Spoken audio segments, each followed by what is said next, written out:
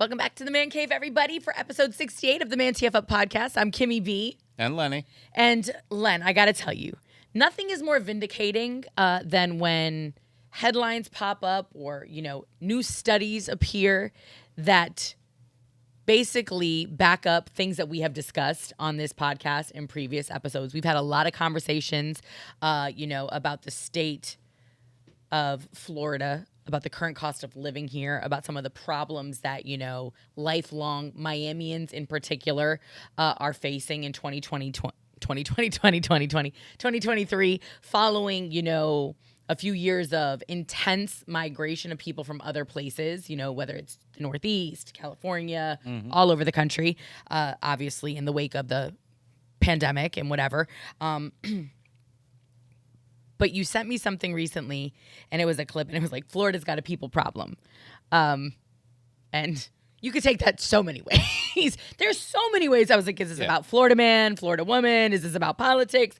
But it was specifically talking about the number of people, how large the state is, and how quickly things like rent and the cost of living, skyrocketed, while the, median income, while the living wage basically stayed stagnant or the same. And it's something that I know I've pointed out multiple times, on the podcast. And it's something that you feel very passionately about because, your answer is usually work harder, get another job. If you don't like it, move, figure it out.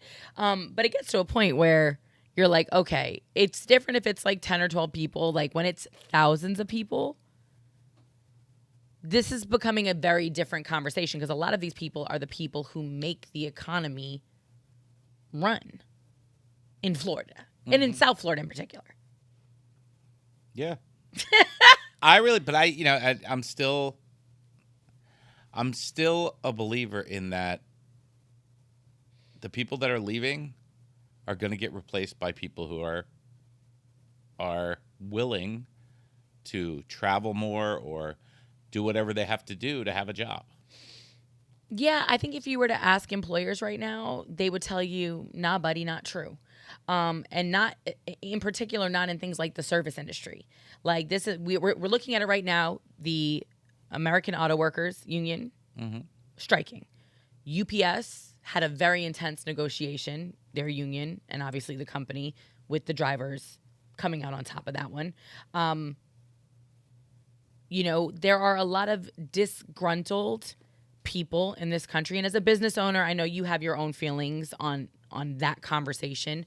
And I think what's been so eye-opening for me has been the comments on a lot of these episodes of this podcast. People who are in it, who are in the daily grind, who have been in corporate America, or who work in blue-collar, industries and things like that. And they're just like, listen, pay has been stagnant in this country for a very long time. Like we've discussed it at length, that $20 that you made in the 80s on a construction site an hour was big time money in the 80s. The fact that they're making $25 now, 40 years later, is a testament to how little, the living wage has kept up with or how little wages have kept up with the cost of living in this country. And when you look at it that way, it's a little bit easier to digest and understand how we are in the precarious situation that we're in 2023 when the nation is dealing with inflation. You've got places that were always, reasonable when it came to living expenses. Miami was one of those places. Like we've always had money here. Yeah, but it was hidden. It was this little secret place that people came to vacation.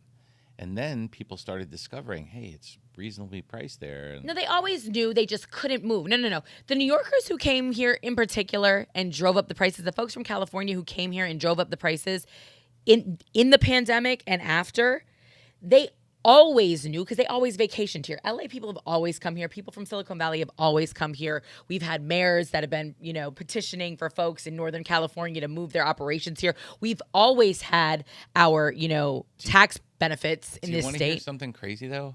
It's not just here. And I was discussing this with my attorney last week that people don't even realize that by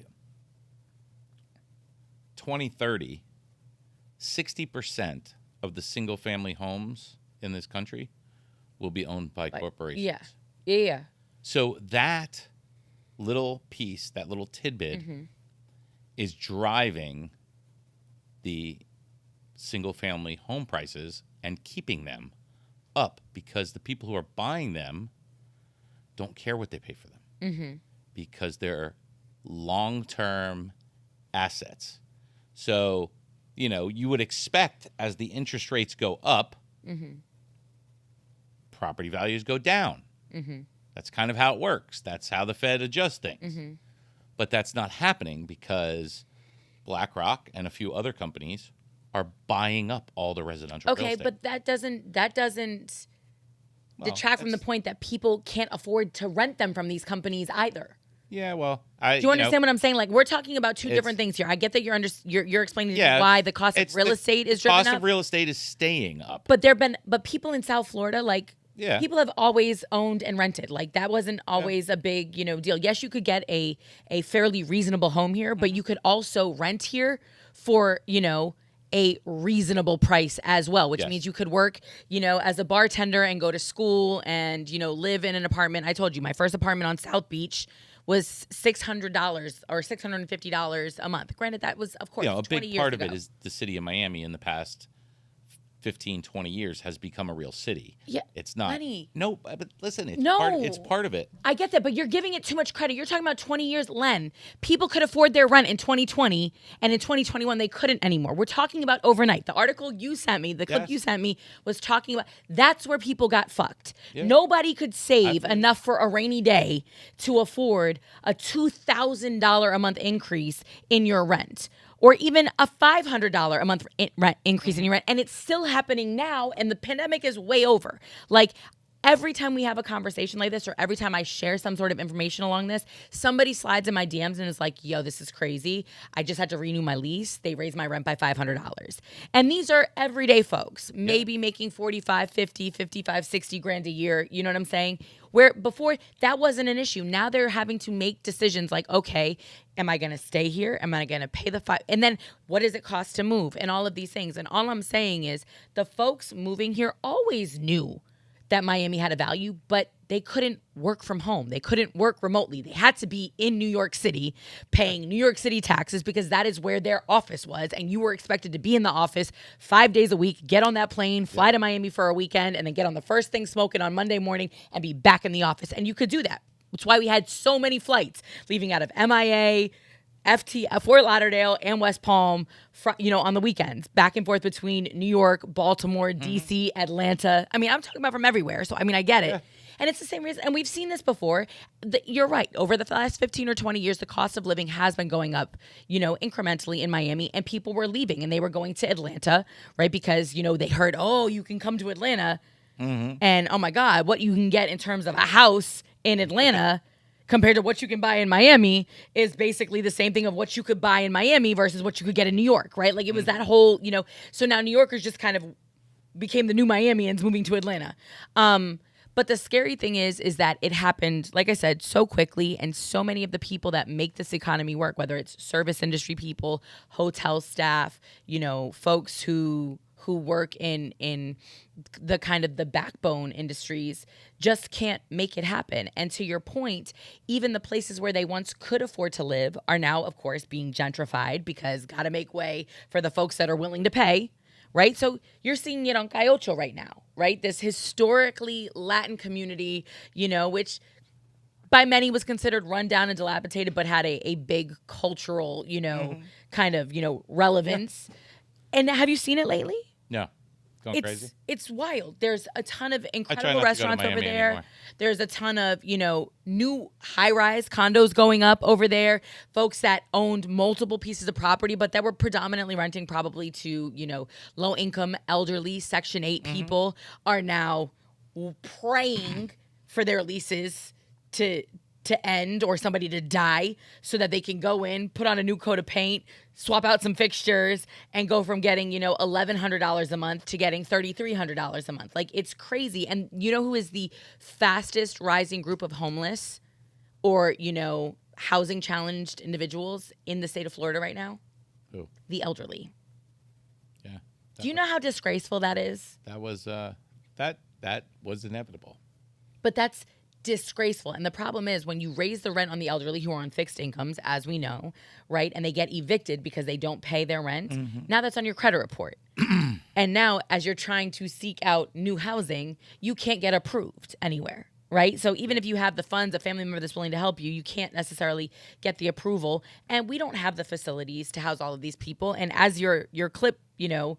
So part of this is got to be being caused by, you know, community planning also. You know, I mean, Florida's always been a very loose state. We don't have, you know, we have a right to work. We're a right to work state, so we don't have unions. I mean, there is unions here, but they typically don't control everything that we do. We can use non-union companies if we want to.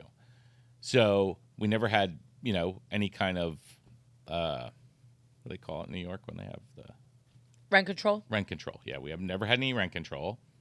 And now you got developers coming in, buying postage stamps and putting 100 units on it, and that goes to the city planners. So, you know, somewhere, somehow, somebody's voting in people who are, you know, pro-city and growing. It's, you know, kind of what I was off. You said I was off the chain a little bit before, but growing up here, born and raised, the city of Miami was not a city, a traditional city. No one lived in the city of Miami until 15 years ago. You just didn't live there. It was only a city. At 5 o'clock it You're closed. talking about downtown. You're talking about like downtown. Yes, I'm talking about the city of Miami. Well, no. The city of Miami is much Huge, bigger yes. than just that area. I'm But talking you're about downtown. I'm talking about the city. Yes. Yeah. The city. And you're real estate. 1,000% But right. now that they've turned it residential, they're expanding the city.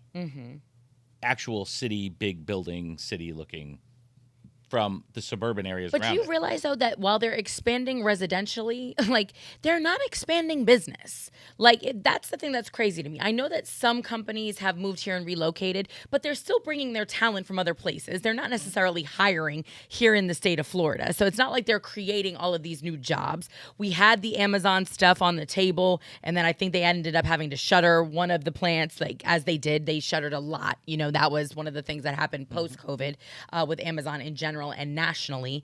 But that's the scary thing. So you're building, and again, for all the $1 million 100-unit postal stamp, you know, size properties that you're putting up, you're not creating anything affordable for the rest of the folks. And that's the thing that's frustrating about the whole situation. And again, it's just how quickly it happened. Like, I know that they have this conversation in Atlanta. A lot of people that are from there say the same thing, but they had a decade or more to kind of adjust and prepare. This shit happened literally in the span of 6 months. It seems that way, but it happened. It was allowed. So you know that whole perfect storm thing? So everything that happened prior to that allowed that perfect storm to happen. Do you know what I mean? Allowed that 6 month period to go boom.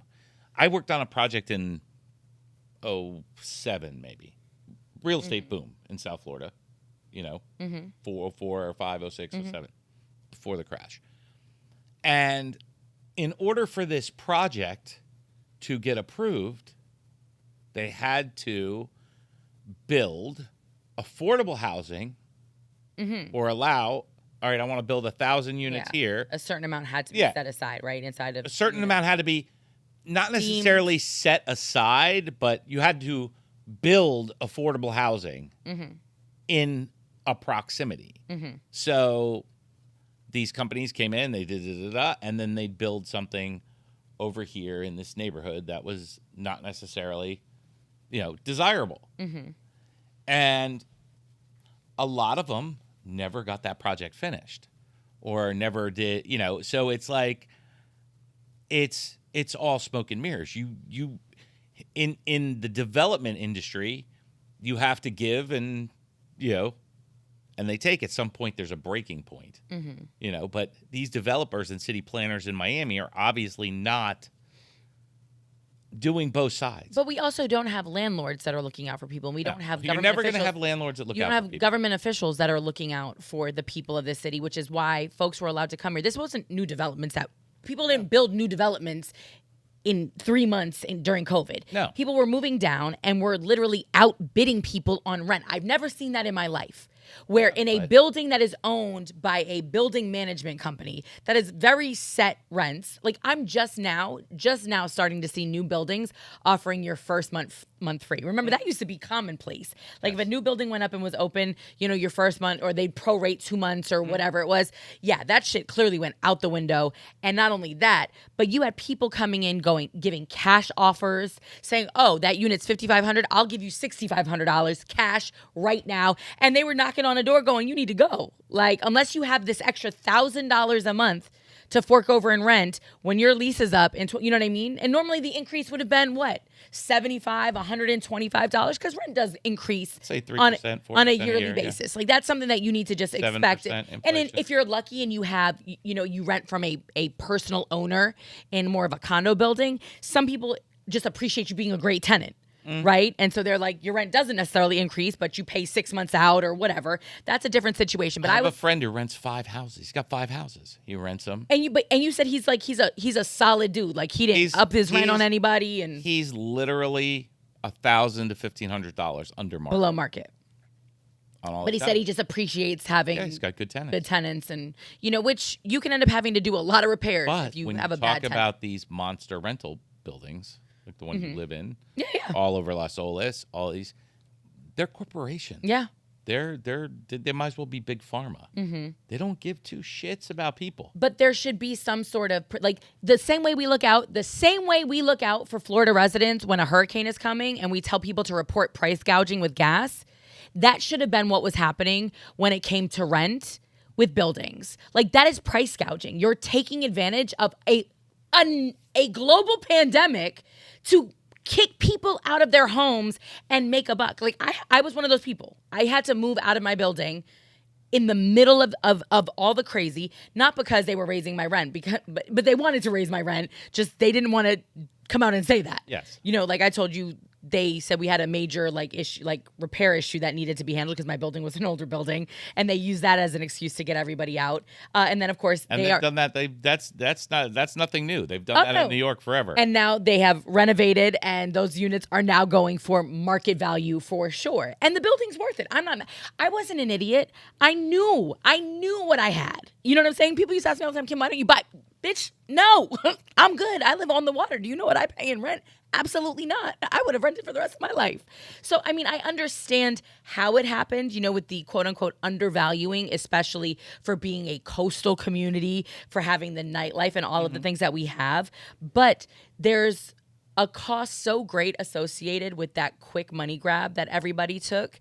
And it's the tune of 20 to 40,000 Miamians moving out of Miami because they can no longer afford to live here. Like we would actually be in the negative if we didn't have this massive amount of migration to our state. And that's the real issue. Like that's the testament to the things that we talk about on this podcast. Like when I tell you how serious the situation is right now between inflation, cost of living, stagnant wages, the whole, home insurance situation in Florida. I don't know why anybody would buy a house down here right now. It's so scary to me. The amount of storms that have been swirling around, the amount of damage that just was done on the West Coast again, well, in the Panhandle area. You know what I mean? And you can't get insurance. And now they're basically saying if it's a natural disaster, like it's wild. The caveats these insurance companies keep throwing in the mix. It's like, so basically, what are you telling me? Like, unless... Like there's nothing that's covered. There's literally nothing. It's like they just want you to pay them a premium to tell you, no, sorry, you're not covered for that. I know a lot of people that insane. have moved out of here. And, you know, they moved to Tennessee. They moved to North Carolina. They moved to... But like as a business owner, to me, you have to look at it at some point, and especially for a small business. So again, I feel like as we move forward in this conversation, it can pivot a little bit because America, to me, obviously we know now is just one big corporate fuck show. Like, it's just a mess, right? Like, we're run by 4 or 5 industries, right? That's a conversation. Yeah, 4 or 5 corporations. Yeah, Forget about industries. Well, no, but they it's own all the big industries. pharma, it's banking, whatever. But yes, I get what your point. Like, if you were to dig deep down the rabbit hole, you'd realize those companies are all owned by one. Yeah. So that's one conversation. But, when we talk about capitalism and we talk about the American dream, right? The hope that people hung their hat on was being able to come to this country, start a business, and just provide a better life for their family, right? Whether that was opening a butcher shop or a mechanic, an auto body shop, or, maybe you have bigger dreams like you, Lenny, and you want to have a whole, wellness brand, lifestyle, whatever the case may be. The fact was that was what you hung your hopes on. Mm-hmm. And now the fight that we're all having, right? When we're talking about wages, it's not necessarily impacting big pharma. This is not a conversation that they're having. They're trying to figure out, can we pay our CEO $30 million this year? Like, what's his bonus going to look like? You know what I mean? Mm-hmm. They're not having the fight that you're having with an hourly employee, or that, the McDonald's owner operator who literally busted their ass from the time they were 16, working at the Fry-O-Later, flipping burgers, working their way up, finally getting their first location, and now having to figure out how they're going to keep that thing open and pay people enough to come and want to work on a daily basis, you know what I'm saying, and be able to keep a roof over their head and be a good employer, right? Like, that to me is the bigger conversation that we need to be having, because as all of this impacts you, because if those people that left Miami, those are the people that couldn't afford to stay, right? Those are also the people that you would normally hire to do a lot of your stuff. You're not bringing in necessarily, $500,000 employees a year, right? Like, that's not like you're that guy. Like, you're the big dog at this point in the company. Like, you need the people that, want to provide a good life for their family. Worker bees. You need worker bees. And right now, all the worker bees are being driven out. Yep. So at that point, what do you say as a small business owner if you're talking to legislators, or if you're trying to figure out a workaround? What does that look like for you? It's a tough workaround. Rapid transit from Port Pierce. I mean, it's a shame, but that's what it's starting to look like. You're looking at a Manhattan style of South Florida. Mm-hmm. South Florida is becoming Manhattan. So Manhattan, it is. But Manhattan has rent control. Do you understand what I'm saying? But not enough to sustain. And they have boroughs. They have boroughs that are a 15, 20 minute not enough to sustain. Subway ride into a city, right? There's they have suburbs that are a half-hour ride. Yeah, on the train. Fort Pierce is how far? Like, you're talking about on like the Bright Line, it'd probably be 45 minutes if you had a straight Bright Line. Bright Line is pretty much the same amount of time, though. I mean, it's still a 3-hour trip to Orlando, so it's not like it's not knocking off a lot of time from the commute. No, but it's what people do in Manhattan. That's why the train station is so fucking busy, because everybody who works in Manhattan leaves Manhattan at night for the most part. That's why Grand Central Station is what it is. There's 50 trains going into fucking 100 different directions. Yeah, but you're talking about Grand Central, and I'm talking about more like, I mean, most of the worker bees there are subway folks, subway bus folks. They're riding a bike. Yeah. They're a little more mobile, and they live a little bit Where closer. are all those people going on the train? But no, those people live in Miami Gardens. Like that's the commute you're talking. This city wasn't built for that. To your point, Miami is not a city that's built for it. Exactly. Fort Lauderdale, not a city that's built for it. They were built to be. So don't hire city planners that are from cities, because they're not. This. I always said this. South Florida. Yeah, but Lenny, you shouldn't. No offense, a person that works for you shouldn't have to do that in order to survive. Like, a person that works for a mom and pop restaurant or a mom and pop business should not have to live. Like, you commute for corporate jobs, you commute for big jobs. The folks that work in the hotels, as support staff, most of them live in the Bronx. They live in Brooklyn. Like they're not working at the Waldorf and living, 2 hours into Jersey. The folks that are commuting from Jersey, they want to have a nice house and a big yard. And so, and not have to pay necessarily New York State, New York City tax on top of everything else. Right? So, like, the folks that are commuting, I mean, I know people that commute from DC to New York. You know what I mean? Like people make those decisions for the right amount of money. But the person flipping burgers at a diner, You want them to commute 2.5 hours from away? Like, you want them to live in a whole other, like, county area code? Like, it's different if that's just how long your bus takes because there's New I York don't City necessarily traffic. want them to do that, but that is. But can you imagine? Like, that's where we're at. That's not okay. That's not okay. There's no easy fix, Kimmy. You can't tell private landlords that, hey, you can't charge what you can charge. It's not here. It's not. But what I don't understand is how come. So, like, again, though, even if I'm a developer, like, why don't people just have good, empathetic souls? Like, build your $1 billion build your $1 billion building. But why are we not saying, like, why are we not holding people socially accountable? Like, there's social responsibility that comes with making a profit off of the backs of people. Like, you know what I mean? Why wouldn't the folks who own businesses in Wynwood want their employees to be able to live around the area that they live in? They're much less likely, I'm sure, to call out sick. They're less likely to be late. They're probably going to be more likely to stay later if you need them to because, okay, well, I'm literally a scooter ride to my house or whatever. You know what I mean? Like, that was the beauty of South Beach. When I lived on South Beach and it wasn't like what it is now, Yeah. Everybody that lived over there worked there for the most part, you know, or live maybe on Meridian and work on. yeah, you rode a Ocean bike, Drive, you yeah. rollerbladed, like, you know what I'm saying? It was its own little self-sufficient community. Like, you rarely left to go anywhere unless you were going to Fort Lauderdale, going to the airport. People on the beach just lived on the beach. That was their world. We had a Whole Foods, we had a Publix, we were good. So it's a little bit frustrating. And then the clip that you sent me with the guy who was just breaking down all of these, you know, incredibly poignant facts. And I know that we're into this one, so I don't want to kind of blow our load, so to speak, and play him because I think what he was saying was so incredible. But it's a bigger conversation and more people are going to have to step up to the plate, Len, as business owners, both on a small and a large scale. Like you've mentioned it before, if an Amazon wants to come into a community, there needs to be a laundry list of shit that they have to do to improve the community they're coming into. If we're going to offer you millions of dollars in tax breaks and things like this, you need to build us 10 schools. You need, like, or at least the schools that are going to be catering to the people that work for you, and you should be putting up housing. Yeah.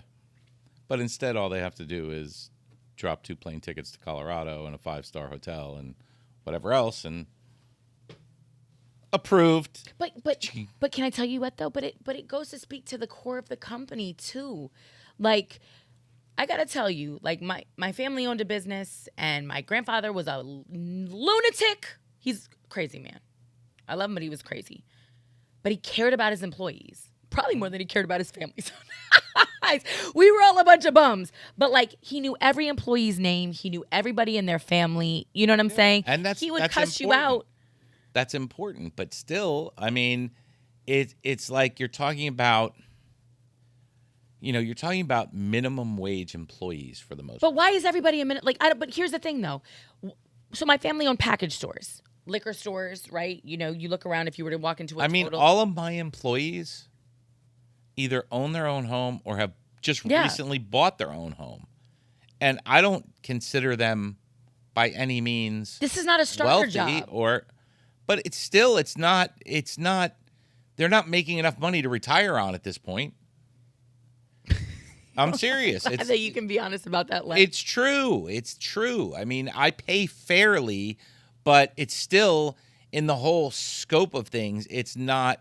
So that breaking point is, you know, I mean, it's hard for me to understand because most of the people who are working for me are affording,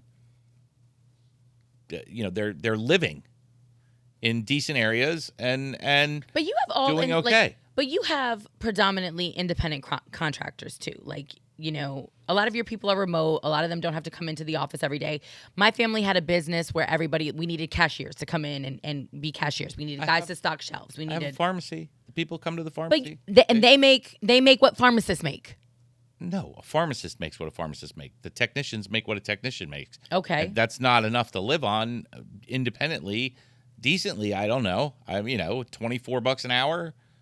Is that enough to? I mean, do you feel that's a living wage? I mean, theoretically, in Miami, it's not a living wage. Yeah. So, But I can't afford to pay them more than that. That's the going rate for the job you chose. So if that's But the you going don't feel rate, that that needs to adjust to just what the cost of living is in this country? Like, you don't think that like, I mean, as adjusted, they get raises, but it's never going to. So, I mean, 10 years ago, a doctor made $150,000 a year. Now a doctor makes $500,000 a year.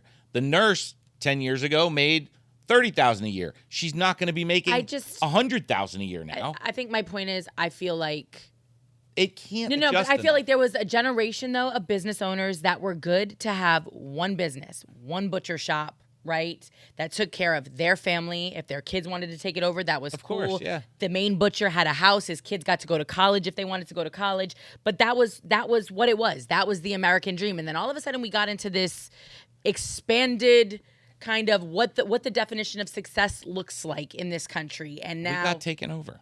This country got taken over. It yeah, got but bought out. that doesn't have anything to do with how you look at the life that you should live versus the life your employees should live. And that's what I'm speaking right now to the Jeff Bezos who sits up there, and who wants to protect his richest man in the world status. And I'm not hating on Jeff Bezos because he donates to a lot of causes. But what I'm saying is, what happened to the person? Like, at some point you have to become accountable for yourself. Like, so if as a business owner, I like that you're honest about it. Like, for my family, to the employees that committed to them in a way, like, that was something that my uncle just always wanted to do. Like, if he could find a way, like, okay, so to not have a car payment, company car, here you go, right? Like, it was never about, because you already know, the more profit your business makes, the more taxes you have to pay. No, and spreading, anyway. you're talking about spreading the wealth among your employees. And yeah, that But boils that's the down choice to, that you make. That boils down directly to your core and who you are and what you want. Your belief system and whatever. But when you have companies that have 600 employees and so on and so forth, it's difficult. And a McDonald's, a single McDonald's franchise probably makes a couple $100,000 a year in profit. But it doesn't make a tremendous amount. My man, there was a Wendy's in Coral Gables. I'm going to tell you this right now. Wendy's in Coral Gables by the University of Miami, right across from Sunset Place. Yep. Highest grossing Wendy's in the country. Okay. So when you say, he was pulling in millions. One location, millions. Highest grossing Wendy's in the country. So depending on your location, like, they don't willy-nilly just throw these little fast food joints up. They know that they're high traffic areas. But we looked at purchasing a couple of them. We looked at purchasing a couple Subways. We looked at purchasing a couple different things. The bottom line is you can only make so many fucking sandwiches at a location in a day, period. That's all you can do. You know that In-N-Out Burger pays their managers like $100,000 a year? Yeah, how much do they pay their employees? I would assume nothing too bad. I'm just saying, like, what is? I mean, how much do they pay the guy who's dropping the fucking basket in the fryer? Management is the most important thing in a business, especially in an absentee business. 6 figures? Like, I never would have thought that. I was like, I'll go work at In-N-Out Burger in a heartbeat. What are y'all talking about? Food and 6 figures? Oh, yeah. 401k? Do I get stock options too? What's up? We've been telling people the wrong story about fast food. I'm just kidding. But, like, I'm just saying, like, people, you pick and choose, though. Like, and why shouldn't fast food, though? Why shouldn't fast food, if you have a worthy employee who would like to commit their life to you? Like, that's the other thing. And that was part of what that guy was talking about, too, is that, stop looking at your employees as expendable, and maybe they'll stop looking at the job as replaceable. Like, do you understand what I'm saying? Like, why wouldn't you want employees that would want to invest in your company? Like, why wouldn't you want employees that feel valued? Why wouldn't you want employees that don't have to commute for 2 hours each way to come to their minimum wage job, that hate you indirectly because they're just miserable in their life and they're trying to get something on their resume? Do you know what I'm saying? Like, that's wild to me. Like, I feel like your business is going to be most productive when you have happy people. No? Am I crazy? No, you're right. But you can also tell people if you're not happy, you're fired. But sometimes it's not that they don't love what they do, but if you're not, like, again, if you can't keep the lights on, if you can't keep your kids clothed, if you can't pay for the gas it's taking you to get from your house that is now an hour away because that's the only thing that you could afford, that's a lot of fucking pressure that you're bringing into your place of business every single day. You know what I mean? And eventually you have a breaking point too. And these are the conversations that need to happen. And it needs to happen from the big ass corporation. You know what I mean? Because we've heard plenty of shitty things about Amazon. Like when you talk to their employees, the fucking, the danger of working in some of these, high, not high velocity, but like high output distribution points and facilities, the drivers that are under like immense pressure, to knock out, to deliver a certain amount of packages, it's crazy. So it's like, that's a lot of like, that's stress. Like that, it's so crazy to me how everything is so connected. And when you think about it and then you think about where we're at and all the shit that we bitch about, it's like, what do you expect? Like, oh, health in this country is suffering. Well, what do you expect? You know what I mean? People in this country are fucking angry and they're doing wild shit and they're acting out. Well, what do you expect? Like people are bucking the system. They're pissed at the government, like whatever. What do you expect? People hate to go to work. What do you expect? Like, it's just when you look at it. Yeah. But then you have a guy like you. And again, this isn't this. You just represent on this podcast business owners. Y'all are frustrated too. I can't get anybody to work. Like we hear it all the time. A bunch of places. I can't get anybody to work because there's a bunch of idiots out there. Well, that's my biggest problem. But again, Lenny, we talk about education on this podcast all the time. What do you expect? Yeah, no, I'm 100%. Like we have the answers to everything. Like, you know what I'm saying? Like everything makes sense if you just rewind the tape a little bit and watch what is unfolded to get us to this point. Like, we have nobody to blame but ourselves. Yet all we do is continue to do the same thing, continue to bitch about the same shit. Like, I loved what that guy said, and hopefully when we come back for the next episode, we'll play him. Because, again, I know we're too far into this one. Mm-hmm. But, like, what he said is we constantly try to pick up the conversation at the problem, right? Yep. And then all we want to do is bitch about it.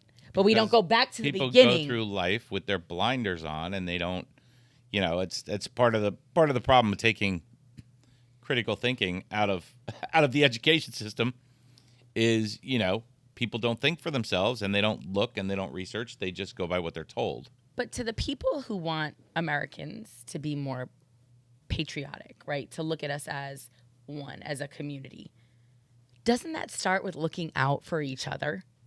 Like, doesn't that start with making sure your neighbor can stay in their home? Doesn't that start? Here's the thing about small business owners. Small business owners, for the most part, are those people. They're struggling also. Facts. I've had people ask, "Oh, well, I wish I was in your shoes." Here you go, motherfucker. You write the bills. When there's not enough money in the account to pay your employees, you reach in your fucking pocket. Mm-hmm. You can hate on all the small business owners and think that they're not. Yeah. Because this is the mentality of people who make minimum wage or not enough money to live. Small business owners are struggling just like you. Mm-hmm. They're struggling just like you. There's a reason that 90% of small businesses fail in the first year. Mm-hmm. Okay? There's a reason. But that's always been. Yes, correct. It's always been. Okay. But, the small business owners can't fix your wage problem because they're barely surviving in their thing. Now, when you get into large corporations, stuff like that, you can fix some things, but you can't give someone a living wage if you're not making money. But nobody's letting once again, if you paid attention to what I was saying, I said it starts with the major corporations and it comes all the way down. What I'm saying to you though is people have gotten it done in the past. Like, my family had their business for over 75 years. That was recessions, Great Depression. No. Why not? He sold. And what's there now? Well, no, same business. Just he sold to somebody else took it over. So all of the stores are still independent. Yeah. All the stores are still open and operational. Bought like no. Like that. Massachusetts has weird laws. They have blue collar laws, and you can only own like 3 liquor stores independently, each person, and then Mm-hmm. you have to be able to prove. So we don't have like an ABC or a total. Like they're very protective Yeah. of like, I guess, small businesses to some degree, but that was a state where you couldn't buy alcohol on Sundays. Like bars couldn't open until like noon, which would be after church, got out and whatever. And those laws were on the books for forever. But it's nice because it protects small business owners. And that was, we fought tooth and nail when they tried to put a liquor store in a major grocer. They wanted, and it was around the corner from where our original like flagship store was, and we were able to push them off, save them off for a while. It didn't really impact our business though, which was nice but again, when you've been there for a long time, but I just feel like it's one of those things where, to your point, you make it happen, and it's not an exorbitant amount of people, but I also think that there's just a disconnect. There's not that same sense of community, and mass that you used to see. If you went to a mechanic, right, the same people worked at your auto body shop forever, right? And then their kids came in and worked there forever. Employees have got more transient. That's definite. But they've gotten more transient. Why? Because they can't afford to stay fucking put. Because people are always so quick to take a dime and a dollar over people. But there's a short-sightedness to it, even in sports, right? How often do you hear people be mad about the NFL? Remember when, if you loved the Dolphins, the 72 Dolphins, all the guys that played on the 72 Dolphins played on for the 70s as a whole. They were there the whole time. I mean, I don't know how true that is, but there was a time you started your career and you finished your career with one team. Yeah. But you also laid down roots in that community. And when you retired, you stayed there and you opened a car dealership or you opened a restaurant and you just had that relationship with the city. Thanks, Kim. What? Thanks, Kim. Bo Camper. Love him. Love his wings too. But then free agency came along and now guys are, and unless you have a Tom Brady or, a Jerry Rice or a Joe Montana, a chosen few, who really are able to lay down roots in those cities that they play in and they stay there for an entire career. Like, yeah, it's not the same. So it's on every level. It's on the corporate level. It's on, the billionaire level. It's on the small business level. And it's like, it's a frustrating thing because to me, it speaks to who we are as people. Again, we just had this conversation a couple episodes ago when it came to politics. And I was like, what I'm scared about is this is speaking to the character of our countrymen and women, right? And this is the same thing. This is speaking to the character of us as a society. If we're continuously willing to prioritize profit over people, it's never going to get any better, ever. Yeah. It's the root of all evil in this country. But we know it, and we keep doing the same thing, and that's that's the definition of insanity, right? Like doing the same thing over and over and expecting a different outcome, having the same fight over and over and the same bitch session and expecting something to change without you making any effort to change it. So we know, again, it's like, what do you expect? We know it's all laid out. It's not hidden. And now we're finding out even more things that just play into it, right? But we know, we've already known this for a very long time. Yep. And I'm sure somebody said this was going to happen in Miami. I'm sure somebody thought they just didn't plan on it happening because of a pandemic and it would have taken a little bit longer. But Miami was never, to your point, going to stay under the radar, not with the internet, not with people being able to be more remote. It was going to come. People just would have had a little bit more time, I think, to prepare for it. Maybe. This really pulled the rug out from underneath a lot of people. Accelerated. But it's time to start prioritizing people over profits. But did it damage New York? All the people that moved out? I don't think so. Did somewhat. No, new people went in and bought the real estate. Yeah. You know what I mean? And you know what they say? And I would love to have a finance person come in here and actually talk about this because I've been seeing it everywhere. And maybe you know somebody that can. But it's like, millionaires, billionaires, they're built in recessions. Like the people who can take advantage. So when those New York City prices dropped because nobody was there, folks swooped in. It happened here. How do you think Brickell became Brickell? Mm-hmm. Fire sales. The fire sales that happened after every one of those new burst. Buildings on Brickell, people came in and bought floors. South America, Venezuela, all over. They bought 10, 20 units at a time. I remember, yep. And they were selling them that way. They were selling them off in just blocks. Yeah, because the people who actually bought one or two units that wanted to live there couldn't live there because they couldn't afford the HOA. Yeah, the HOA couldn't afford to keep the building open. Yep. Wild. Yeah, so it is what it is. It's not, though. You can't say, Lenny, that's that passive. That's the problem right there. It is not. Because you say, what is think, it? Well, it is what it is. And then you just can, go you in the can, circle. You can think, but listen. No. People don't want to have a spine and step up. People don't want to really point the finger at who the problem is. People want to blame their boss or blame this or blame that. They don't want to make the change. No. But in some cases, Lenny, in some cases, the boss needs to point the finger at himself and go, I'm the dick in this situation. I'm the douchebag. I'm living high. I'm living like a fat cat. And you saw it in that clip. Dream on. Pay them the no. You're speaking from a personal, and there are plenty of people out there. It's like the landlord, the slumlord. You know what I mean? Like, let's be real here. You can't constantly just blame the little guy for not wanting to work hard enough, or not being willing to drive far enough, or not being willing to make the change. But the problem is not. The problem is not necessarily. No, you're not hearing. The problem is not necessarily with the people, Kimmy. It's the system as a whole. It's the system. It's the predominantly the government system that is in place because we don't have accountability for it is, but companies. as an employer, though, the antitrust laws that they had, the corporations figured out how to get around them. They're I get it, and so did small business people. And so, I mean, everybody has their own loopholes, but what I'm saying is the same way you pointed out how you can't unionize here, you take advantage of that, right? Unions were there to help people fight for things like a living wage. Yep. We can't have those in the state of Florida, and you are okay with that because as a business owner, you benefit from that. I'm not mad at you for that, but again, that's that point. If my employees were a union, if you were in construction or whatever, but again, sometimes you have to point your finger back at yourself. Again, I'm going to take it back to what I said. Meanwhile, in those places where you have unions, the cost of living is more because it has to get passed on. Just like, the cost of construction, Kimmy, went up over 50% during the pandemic. It's still there. Mm-hmm. During the pandemic, it was, we have logistics issues, we have manufacturing issues, we have this, we have that, everything's slowed down.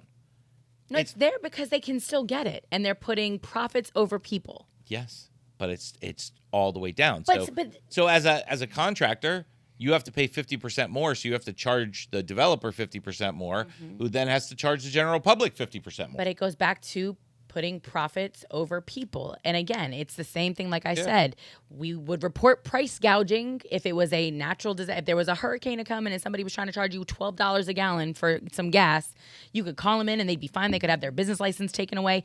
It's the same shit. But right now, it's like, there's too many people are profiting. Yes. Too many people are profiting, but the people profiting are still a very small number in comparison to the people that are hurting. Absolutely. And that are being negatively impacted by this. Like, there's a lot more people that are finding themselves living in poverty because of this than are benefiting. Yeah. And it's funny because those same people that are now benefiting 5-10 years ago would have been pointing the finger at the guy above them, saying, can I catch a break? Do you understand? So it's like we forget when we get to that next step what it was like when we were down here, and we need to check ourselves. And that's why I'm saying you can't just keep pointing at the employee. The employee can't just keep pointing at the boss. The corporations can't just keep pointing at the guy. You know what I mean? Like, at some point, we all have to do a little introspection and go, when are we going to prioritize people over profits? And that's across the board, Len. That's healthcare, that's education, that's the quality of life that people have, that's in business. That's when that's going to happen? Board. You know when that's going to happen? When the people stop fighting with each other and fight the people who they need to. That's when that's going to happen. Right now, there's too much. There's no. I get that. There's no unity among those people, Kimmy. All they do is complain. There's no unity. There's no unity among those people. All they're talking about is some blah, blah, blah. I don't like that person. I don't like this. And I don't like that. And I don't like this person. And I don't like that person. I'm not going to talk to that person. I'm not going to realize those people are all the people. We're all in this shit because if this economy goes bust the fuck up, we're all screwed. All of us. Rich people, poor people. If the fucking government implodes and there's anarchy, we're all fucked. Unless you're a fucking survivalist with a whole fucking pod under the ground and some guns and some canned food, like, It's a shit show. So we are actually all in this shit together, and we cannot stand for people saying, it is what it is. Like, no, that's what this podcast is about. This podcast is about facilitating conversation, making people think.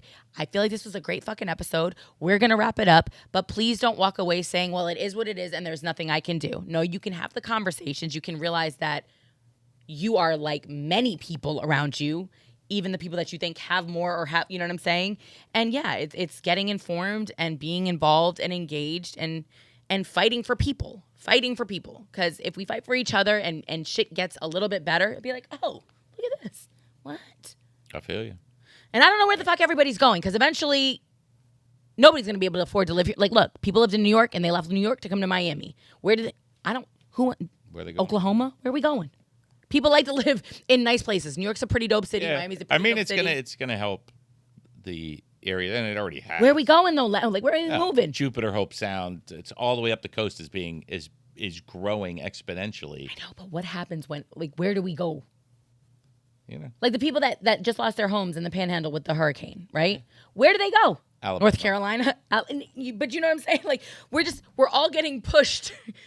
Yeah. The Midwest got nobody in it right now, but in 20 years, if this shit keeps up, it might. It'll be like Miami.